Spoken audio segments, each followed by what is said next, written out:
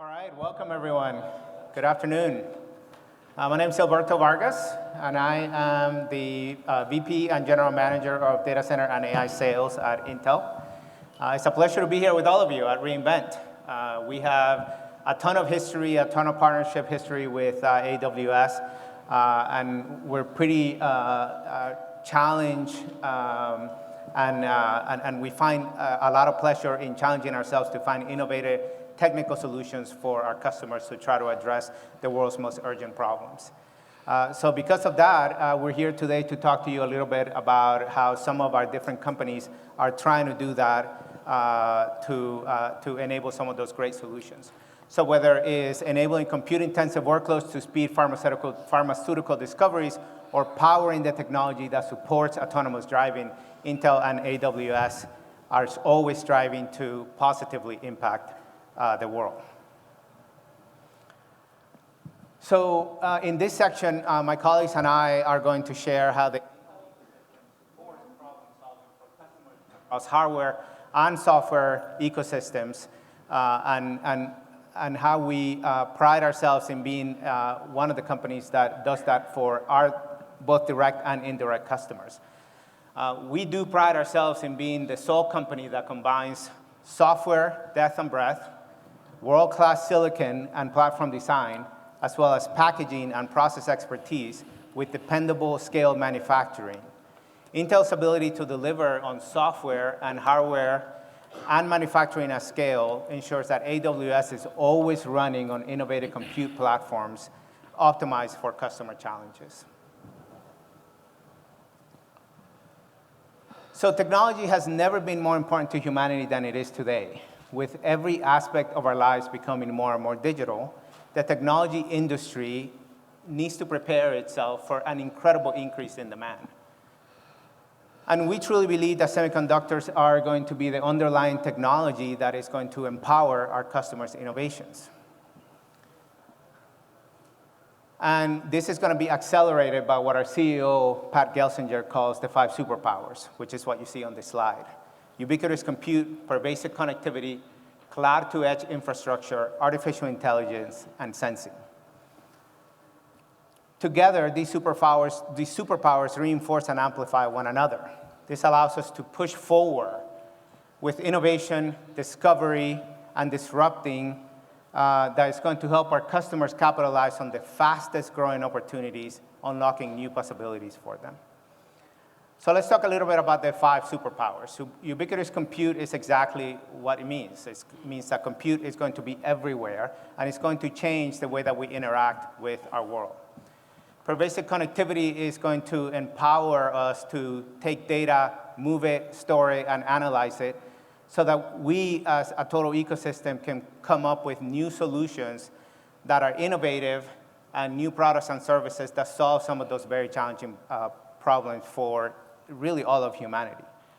Cloud-to-edge infrastructure is going to allow the seamless movement of that data. AI is going to be everywhere, really taking unstructured data and turning it into insights, again, so that we can develop some of those services and solutions. And then sensing is going to allow us to take everything that we see in the world today and turn it into data so that we can then, again, analyze it and turn it into something useful. In the data center and AI group at Intel, we think our strategy is to take those 5 superpowers and help our customers, help the ecosystem take advantage of them so that you can deliver better solutions to your own customers. First, we do that by maintaining our data center leadership, both in hardware and software solutions when our customers need it. The foundation for that data center leadership really is Xeon Scalable processors, which today power over 85% of the world's data centers. Our customers continue to choose Xeon due to its performance and highly differentiated features. Second, we harness the ubiquity of the Xeon and x86 ecosystem to foster an open and vibrant environment where developers can innovate.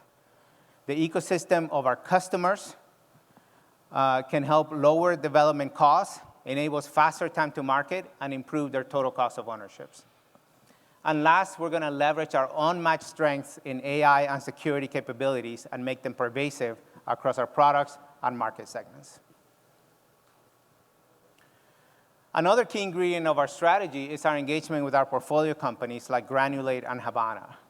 Today, my colleagues from Mobileye are going to share how these two phenomenal Intel companies deliver on their hardware, plus software, plus manufacturing promise of Intel to accelerate breakthroughs in autonomous driving.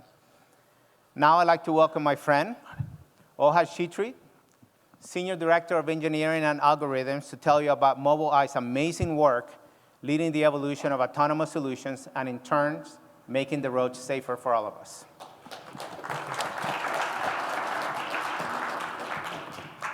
Thank you, GV. Hi, I'm very excited to be here today. My name is Ohad. I'm leading AI engineering in Mobileye.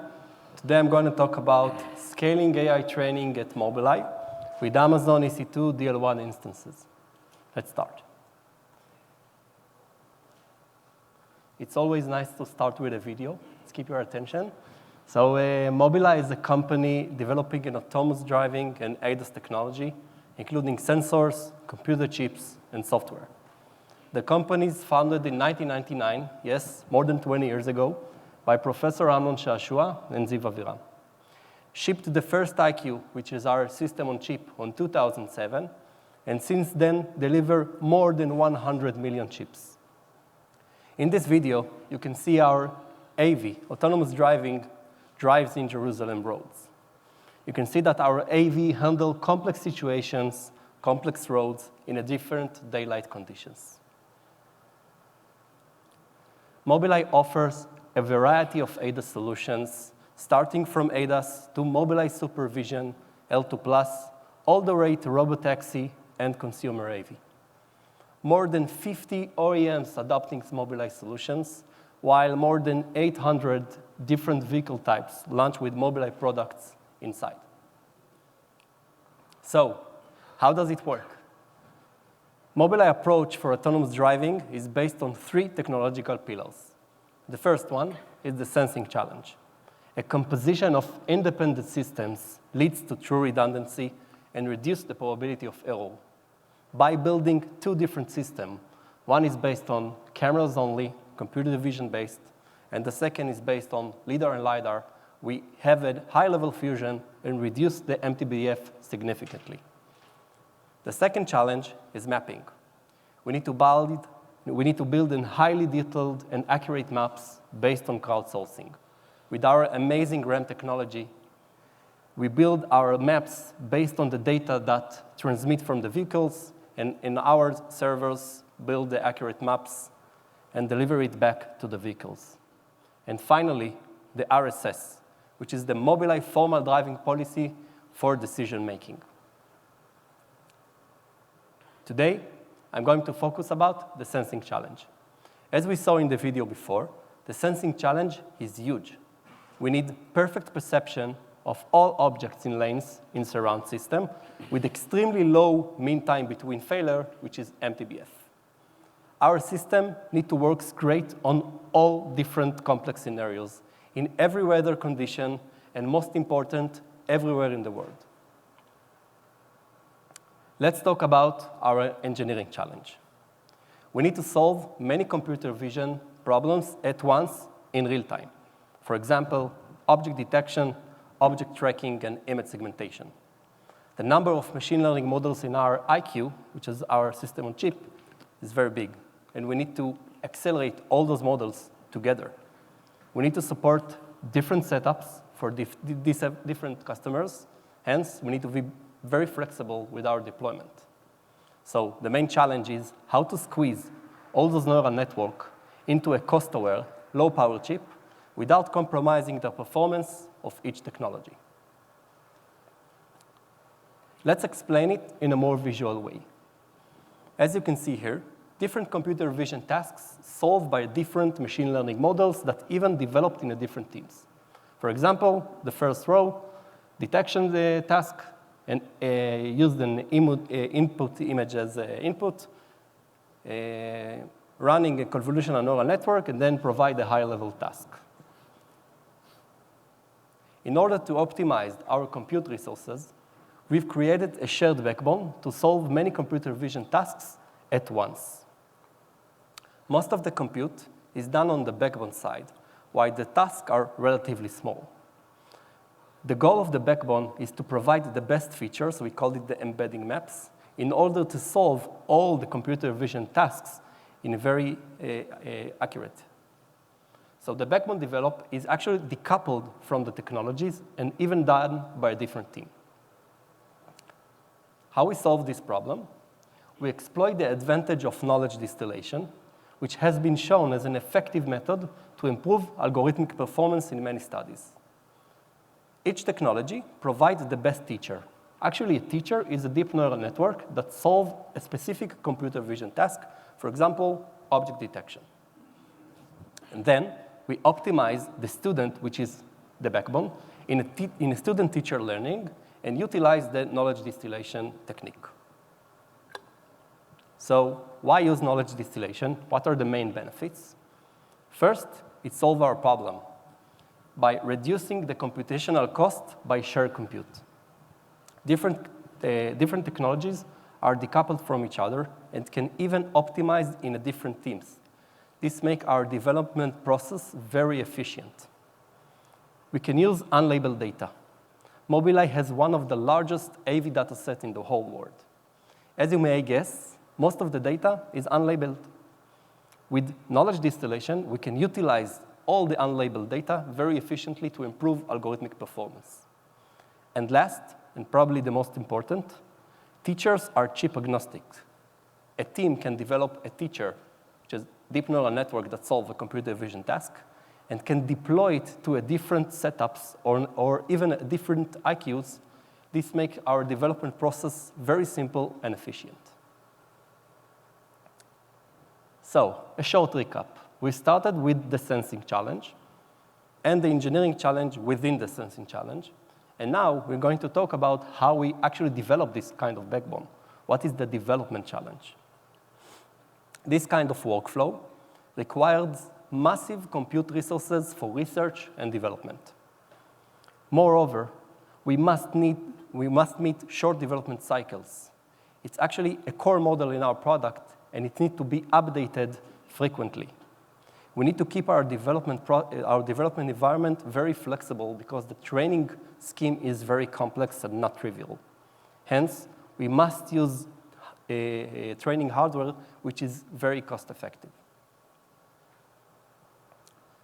We solved the development challenge with utilizing DL1 Habana Granulate instances over EKS. We've built an infrastructure on top of EKS and be able to distribute our backbone training on multiple DL1 instances to achieve fast development cycles. In addition, we increased the number of experiments significantly under the same budget, as DL1 is a very cost-effective hardware. We were one of the very first customers of DL1 and probably have the best experience with DL1 and got amazing support from Habana team. So thank you. Here are the results of the sample Peldoro measure. It's actually a measure for price performance. We have two different experiments. One is a small network. A small network means that we are trained only one of our teachers, for example, object detection network, and we compare DL1 to two different GPU-based EC2 instances. The first one is G5 48x large, and the second is P4D 24x large. In the small network use case, DL1 outperformed both instances with more than 20% price performance improvement. The second use case is more complex. It's a larger network. It's actually our distillation training. It contains many teachers for feed-forward and backward on the backbone. So in this use case, DL1 outperformed G5 with more than 40% price performance improvement, which is pretty amazing, and 60% price performance improvement over P4D. This placed DL1 somewhere between G5 P3 to P4D with the best price performance. We also expect to keep improved performance while Habana's software stack continue to improve. We also measure the scaling of multi-instance training and got very good results. We achieve almost a linear scaling on multiple DL1 instances. The gap for linear scaling is the bottleneck that in our training loop. Our training is very complex. It contains inference of many models, and we have a lot of data traffic. So linear scaling is almost not reachable. But we expect even better performance as soon as peer direct release. So, for conclusion, partnering with Habana is a key ingredient for Mobileye mission of saving lives on the road. Utilizing DL1 leads to a cost-effective training. With cost-effective training, with the same money, we can have more experiments and creates better models. Better models ensure a better product, and finally, most important, safer drive. Thank you very much. I would like to introduce my colleague, Pini Reisman, the director of REM Cloud Application, to talk about REM and Granulate.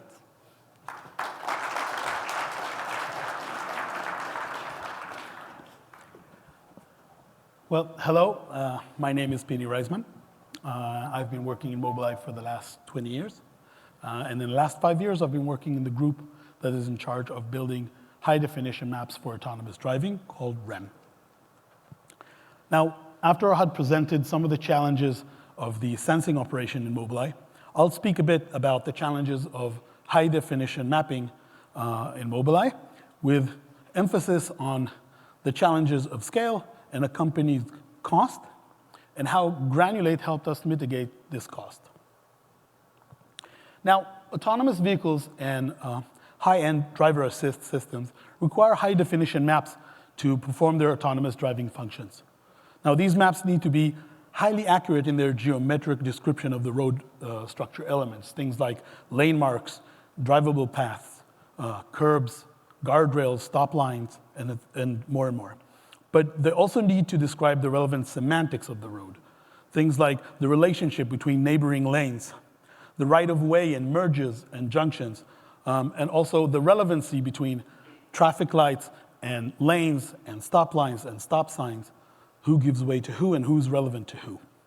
Now, to support not just robo-taxi fleets, but also consumer vehicle AV and L2+ high-end ADAS systems, these must be available in all roads and not just in geo-fenced areas, essentially covering millions of kilometers of roadway. And of course, as construction changes the structure of the road, these maps need to reflect the changes with minimal delay. And on top of that, you need to be able to build and maintain these maps in a cost-efficient way to make it financially viable. Now, the traditional way of creating high-definition maps is to equip a fleet with high-end, very expensive sensors, things such as LiDARs, radar, multiple cameras, and drive them around, collect a lot of data, and compile a map from that. But of course, this doesn't scale well.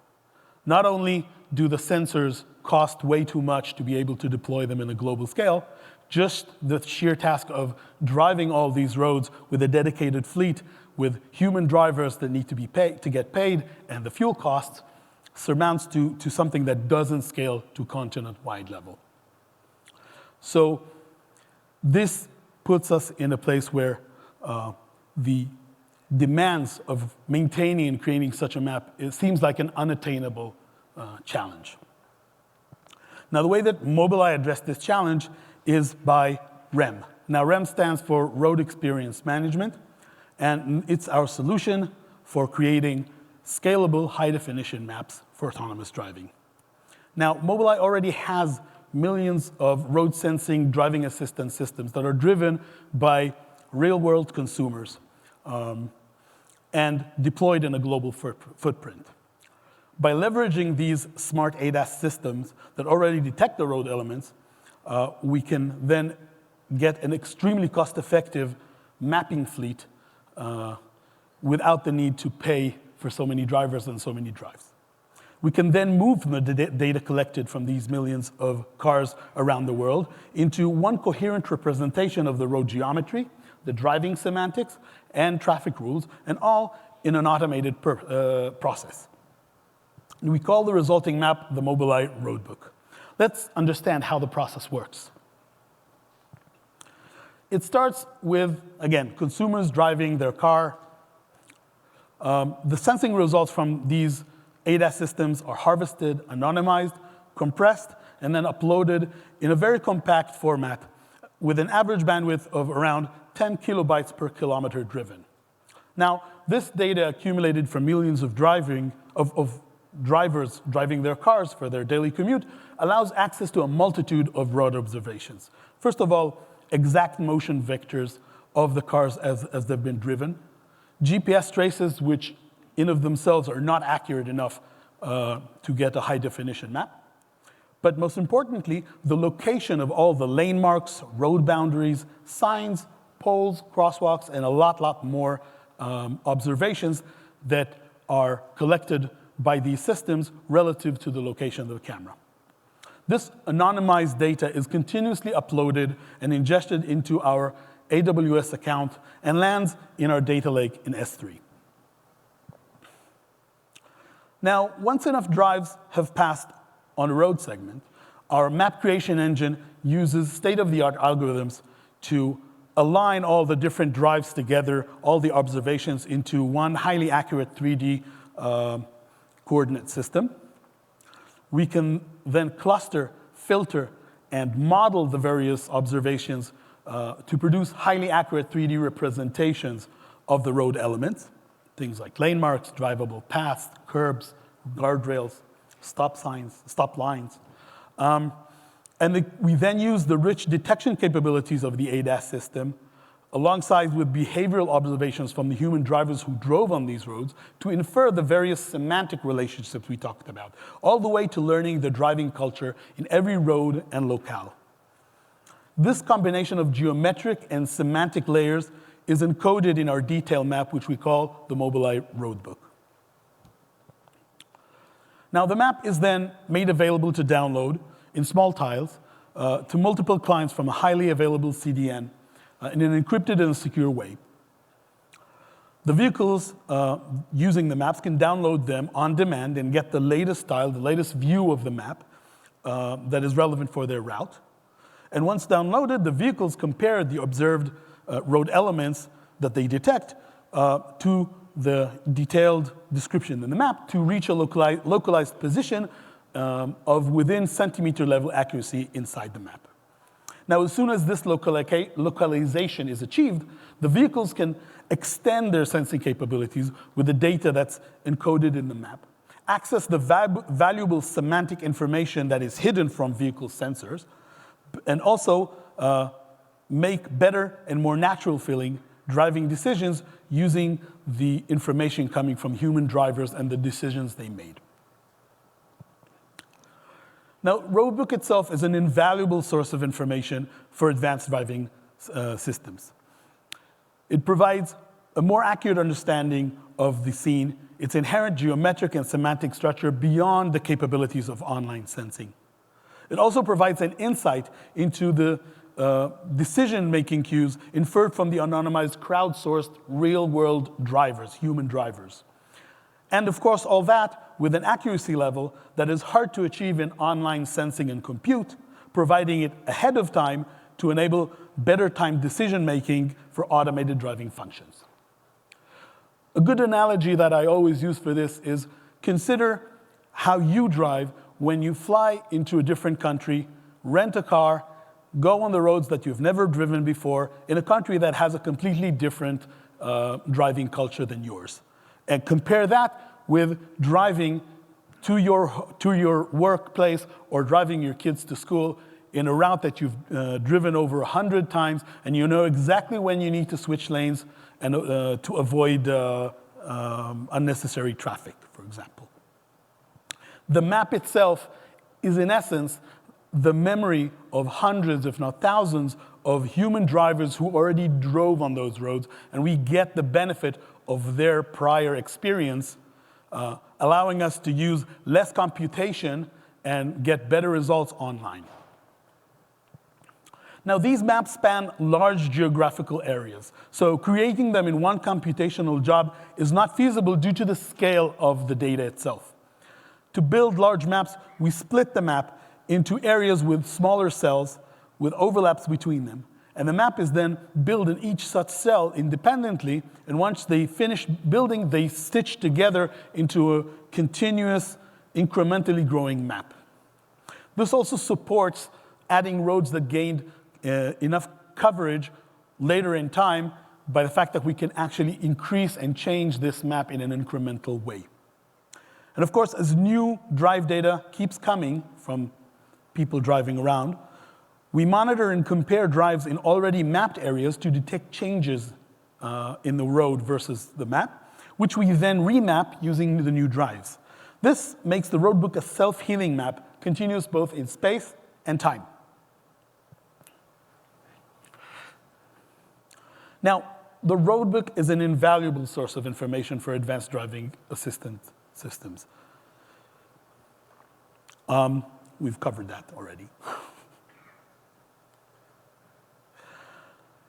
Each cell map creation process comprises of a set of PySpark applications running on Apache Spark, open source Apache Spark clusters deployed on AWS on EC2 instances. The Spark drivers use on-demand machines, while the workers use spot instances to save money. Now, these Apache Spark clusters are large, over 100,000 CPU cores running concurrently, with hundreds of map cells running in parallel. The compute itself is a combination of Apache Spark data manipulations, joins, filters, vectorized math, running on the native Apache compute engine implemented in JVM and parallelized over the cluster. But more importantly, by many Python functions that implement custom algorithms that are also parallelized over the cluster, things like the alignment of the observations using complex algorithms akin to SLAM or ICP, clustering and modeling algorithms, all the way to deep neural networks and other AI algorithms of various types. Now, let's talk about scale.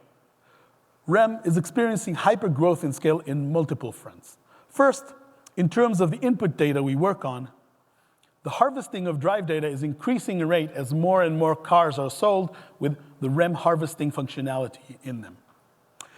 From a modest start of a few thousand in 2018 to around 200,000 vehicles at the start of 2020, and now at the end of 2022, we estimate around 1.5 million vehicles are uploading data daily. As can be seen in the video, we can see the year 2020 as RSD is accumulated first day by day, then after a week, a month, up to 10 months. It's clear to see that after a short period of time, we have enough coverage to map both continents, Europe and the United States.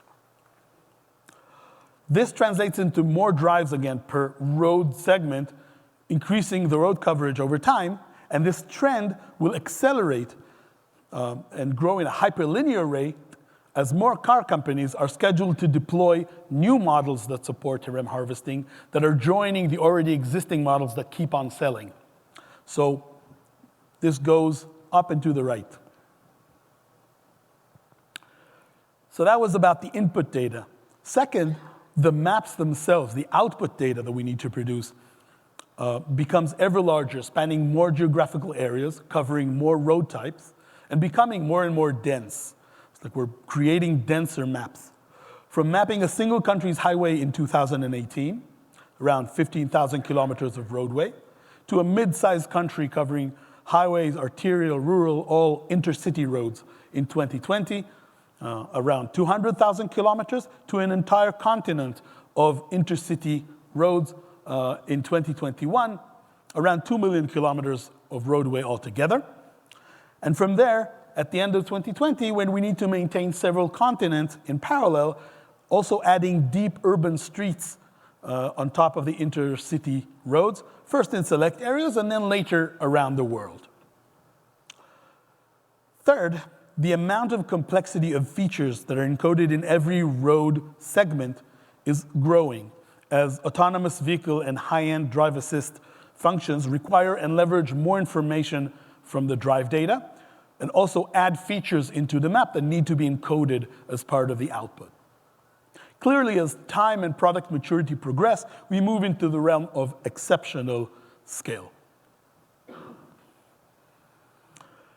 But also as a development organization, we're experiencing the challenges of scale. Our R&D is growing to meet the technological and engineering challenges of building these new and improved features and highly detailed maps.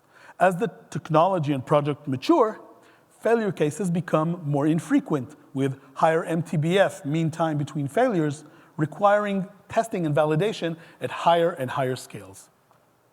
And of course, more developers and more features require the ability to run more activities concurrently. Now, AV development is rapid, and demand for new feature is frequent. To meet that pace, our R&D process needs to run fast. Now, new map features that require significant algorithmic effort pass from idea to implementation and from there into production and scale in a matter of a few weeks. This is not just a necessary evil, but rather a part of how we believe we improve our mapping capabilities. By innovating fast, by making determined and bold moves, changing algorithmic approaches, by working fast. This means that our code base changes significantly and frequently. But of course, with scale comes the cost and the need to keep the unit economics low. And when I say unit economics, the bulk of the compute of the cost is in the CPU compute of the EC2 instances and the map creation jobs. And for monitoring the cost of the compute, we monitor the following KPI. The average CPU hours we spend to produce a single kilometer of a lane in the road. The lower it is, the more roadway we can create and update on a set budget. Clearly, there's a need to invest in cost optimization activities before the scale makes the cost too high.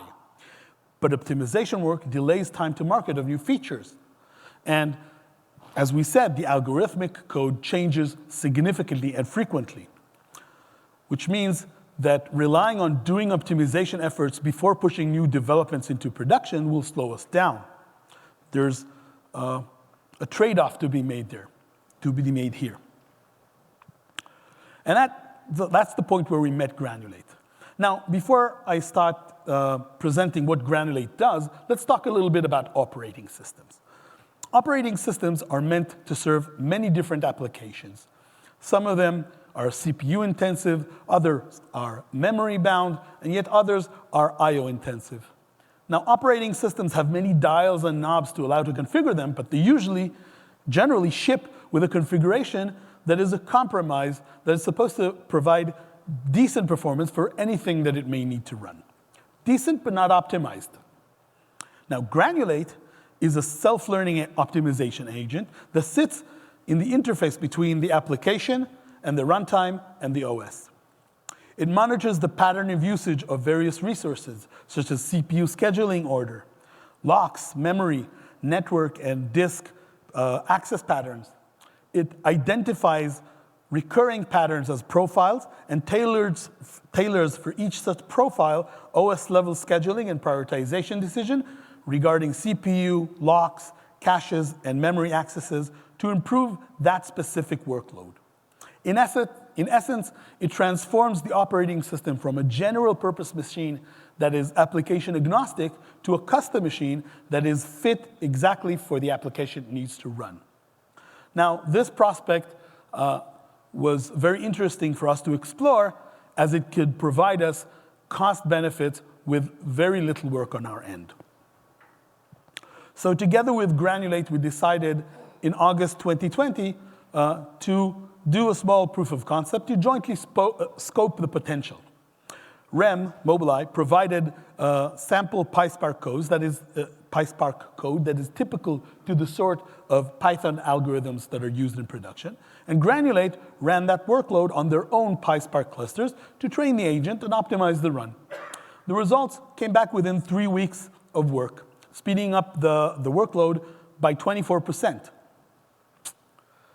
With these encouraging initial results, we decided to proceed and integrate the Granulate agent into our Spark environment on AWS.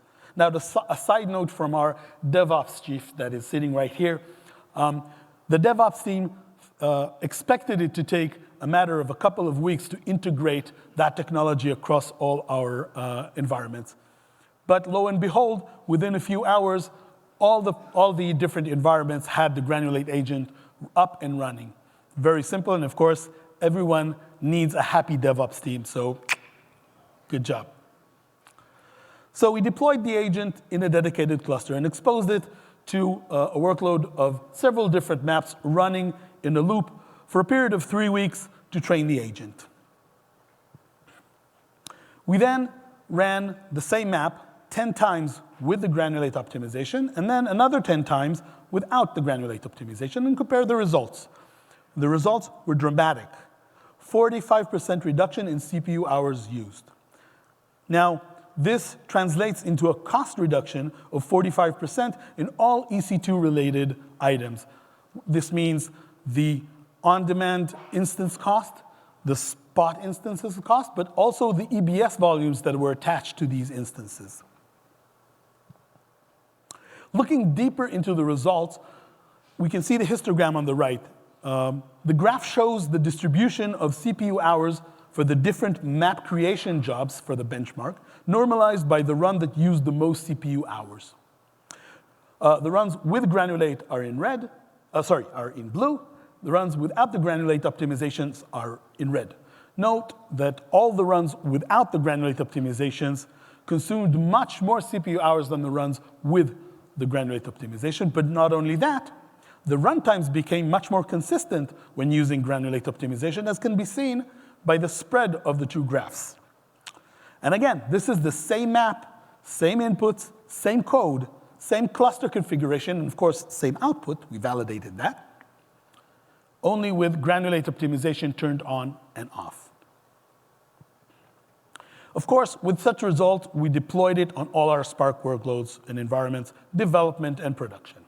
Now, a few months later, we disabled the Granulate agent on our CI cluster, on our continuous integration cluster, just to test something, and left it turned off by mistake for a couple of days. The next day, monitoring alarms went off, telling us that the CI test duration have almost doubled. Switching the Granulate agent back on brought the test back to the original durations. And of course, we all know that shorter CI pipeline durations lead to faster development cycles and to improve productivity. So yet another win.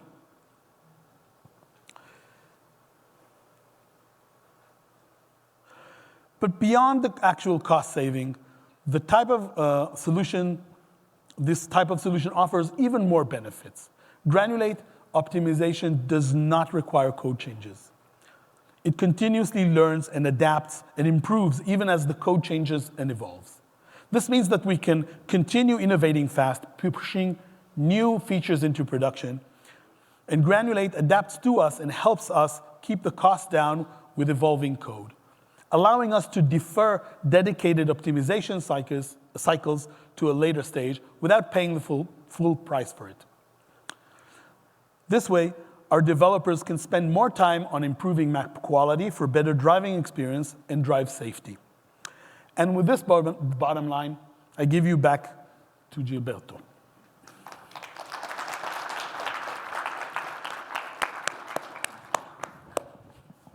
Wasn't that just great? Just love seeing Habana, Intel, AWS, Mobileye, Granulate, all working together to improve autonomous driving and make our roads safer. And for me, it's also great to see Intel's vision in action, right? Enabling world-changing technology to improve the lives of everyone on Earth.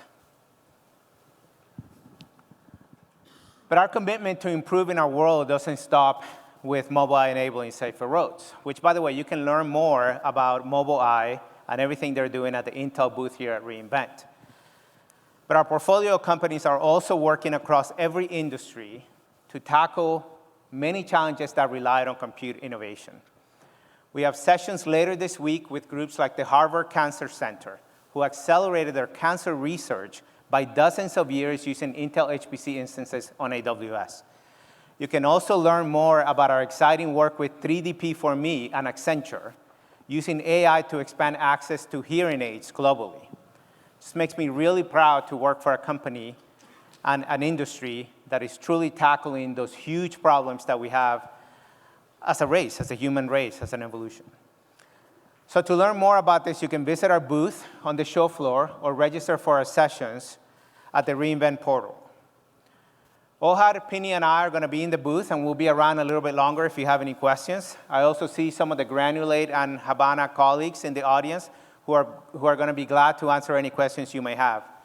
Thank you so much for starting your reInvent journey with us today. I hope you enjoy the rest of your week. Thank you.